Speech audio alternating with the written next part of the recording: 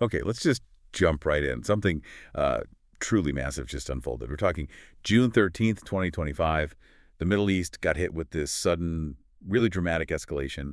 Israel launched a major military operation, hitting targets inside Iran. And this wasn't just some small exchange of fire. This was big, high-stakes stuff with, well, immediate fallout. Yeah, what we're seeing is this Operation Israel called Rising Lion. And based on everything we've managed to piece together so far, it looks like an incredibly precise, large-scale action. We've been really digging through all the available reports, trying to get a clear picture of what happened, why now, and, what the immediate consequences look like. So our goal right now for you listening is to sift through all that information. We want to pull out the really critical insights, help you grasp just how complex this whole situation is.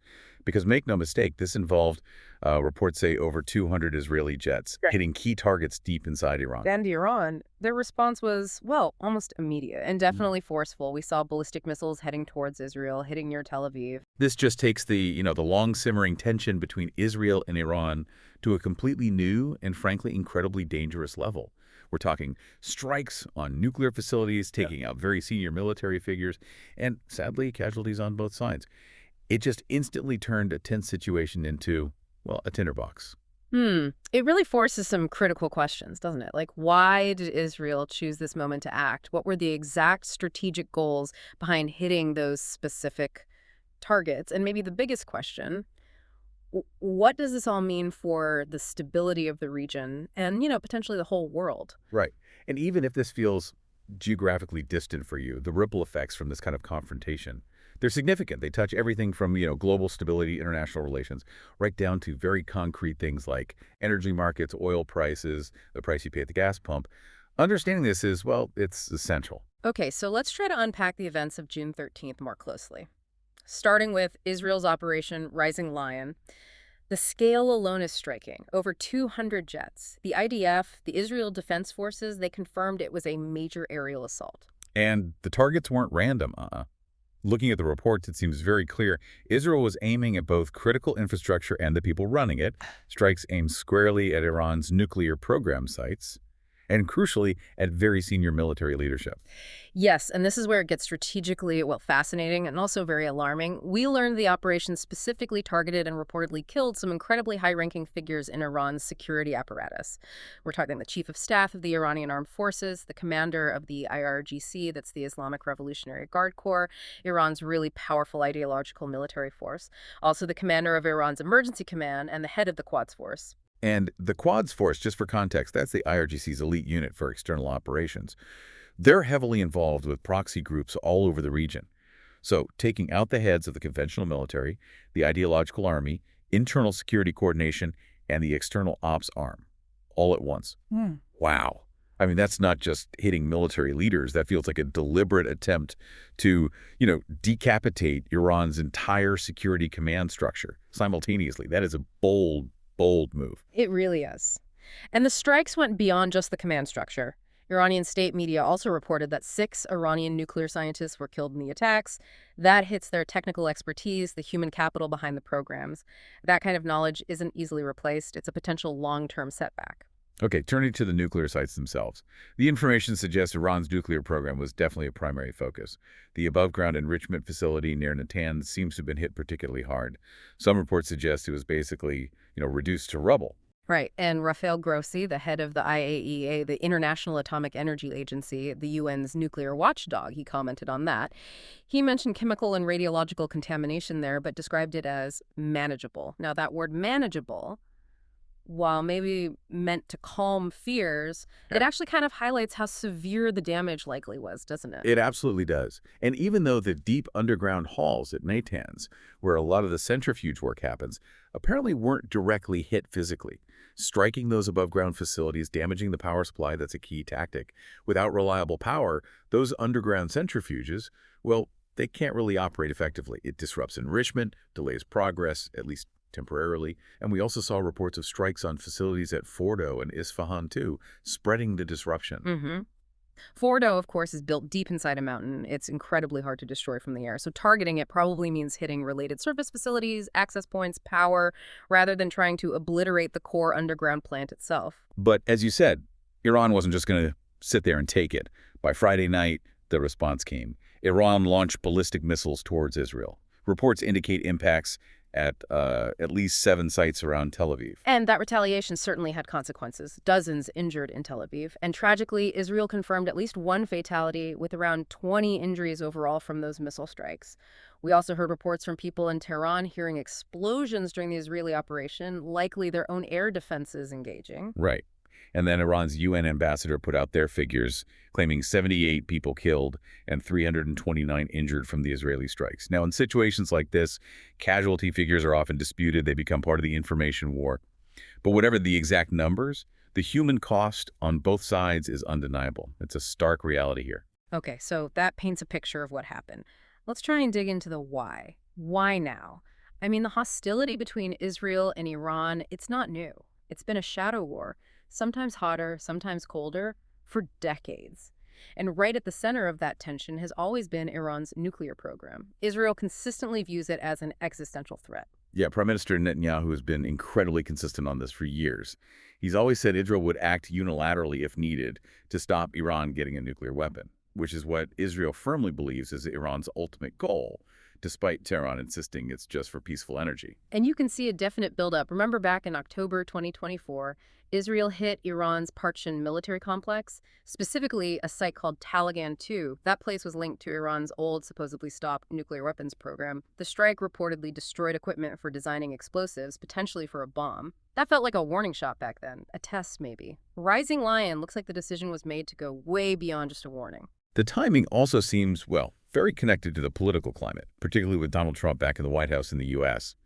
There were reports indicating he was actively trying to pursue some kind of new diplomatic deal to curb Iran's nuclear work. That's absolutely key. Reports suggest that literally hours, maybe just hours, before Israel launched its strikes, President Trump was still hopeful about a diplomatic breakthrough. Israel's operation just massively complicated that, maybe even killed it for the foreseeable future. Diplomacy looks incredibly tough right now. And remember, Iran had explicitly warned they'd hold the U.S. responsible for any Israeli attack. That puts the Trump administration in a really difficult spot, especially given the political divisions back home in the States. Let's look again at those specific targets Israel hit. It wasn't random. Natanz, as we said, is central to Iran's declared nuclear work. Yeah. Destroying the above-ground plant, even if the underground parts survived, that's a big setback for their visible operations. And disrupting the power, like you mentioned, it's clever. It aims to paralyze the underground bits even without physically destroying them. Hitting Fordo and Isfahan, too, it just adds layers of disruption across different parts of their program. Slowing things down seems to be the goal, since completely destroying places like Fordo from the air is, well, nearly impossible. And then that human target list again. The Chief of Staff, the IRGC Commander, Emergency Command Head, Quds Force Chief, all at once. That's an incredibly ambitious decapitation strategy designed to cripple their military command, internal security, and their ability to manage those regional proxies. Exactly. And losing 6 nuclear scientists, that's not a small thing either. That kind of specialized knowledge, it takes years, decades sometimes to develop, replacing that expertise. Not quick, not easy. So that part of the attack really seems aimed at hindering both the technical side of the nuclear program and the strategic planning capabilities of the military. And Iran's response, as we saw, went straight for Israeli population centers. Those ballistic missiles near Tel Aviv caused real damage, hitting vehicles, injuring people, and that tragic fatality. Israel's air defenses, which apparently included some help from U.S. assets in the Mediterranean, were definitely active. They intercepted a lot, but clearly some got through. And it wasn't just contained between Israel and Iran either. Jordan's Air Force reported intercepting drones and missiles over their own airspace. That just immediately shows how quickly a direct fight between these two can spill over and endanger neighbors. Highlights the wider risk. The global reaction was pretty swift and, anxious, as you'd expect. Oil prices jumped immediately over $3 a barrel. That's the market signaling real concern about Middle East stability. Yep. The UN Security Council called an emergency meeting. That shows the level of international alarm. Rafael Grossi from the IAEA kept trying to reassure about Natanz being manageable, which, as we said, kind of underscores the seriousness. And meanwhile, Iran's ambassador was out there pushing their casualty numbers, emphasizing the human cost on their side. The U.S. role here is, well, it's complicated, isn't it? Delicate. U.S. officials were clear. They did not directly help Israel conduct the attack on Iran. But, and this is critical, U.S. forces did help Israel intercept Iran's incoming missiles during the retaliation. Which puts President Trump in that tough spot we talked about. He campaigned hard on avoiding foreign entanglements, bringing troops home. But the reality of alliances, the sheer volatility of the region it means staying completely out, is almost impossible when things flare up this badly. We heard him warn Iran about even more brutal consequences if they hit back again, but what that means exactly, and getting unified political support for it, that's a huge challenge for his administration. And other countries are definitely feeling the pressure. Jordan getting involved in air defense wasn't just symbolic, it shows their own security concerns. We also saw that Oman was actually supposed to host nuclear talks between the U.S. and Iran just 2 days later, on June 15th.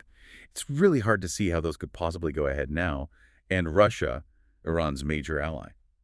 They haven't made huge public statements yet, but you can bet they're watching this incredibly closely, figuring out their position.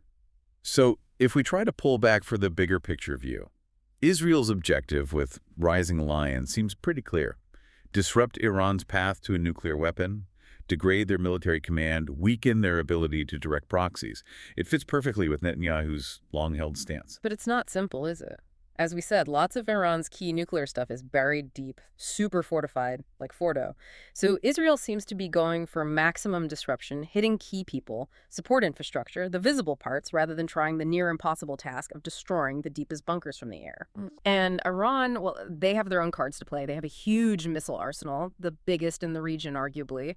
And they've shown they'll use it, even if their defenses struggled against Israel's attack and their own missiles didn't completely overwhelm Israeli defenses this time. Plus, they rely heavily on that network of proxies, Hezbollah in Lebanon, the Houthis in Yemen. Those groups offer ways to hit back indirectly, spread the conflict without it always being state on state. This whole thing also just throws a massive wrench into any potential diplomacy, doesn't it? You have to wonder, will these strikes push Iran away from talks? Maybe make them think they absolutely need a nuclear deterrent? Or could the pressure, the damage they took, eventually push them back to the table? Though probably with, a lot of anger and maybe new demands. It definitely raises that crucial point about the human cost again. Iran reporting 78 dead, hundreds injured, the Israeli casualties in Tel Aviv. It's a very harsh reminder that these big strategic moves, these military operations with sophisticated tech, they have devastating consequences for real people on the ground. So, looking immediately ahead, what could happen next? Israel's declared a state of emergency. They're clearly expecting more. Prime Minister Netanyahu said the operation will continue as many days as it takes. And Iran has publicly promised a proportional response. In the language of these conflicts, that pretty much guarantees they're looking for the next chance to hit back. The U.S. is caught in the middle, trying to support Israel's defense, but avoid getting dragged into a wider war. And for you listening, keep watching those wider impacts. We mentioned oil prices. If this escalates further, the economic effects could get much broader. Not to mention the huge implications for global stability if other big players get drawn in more directly.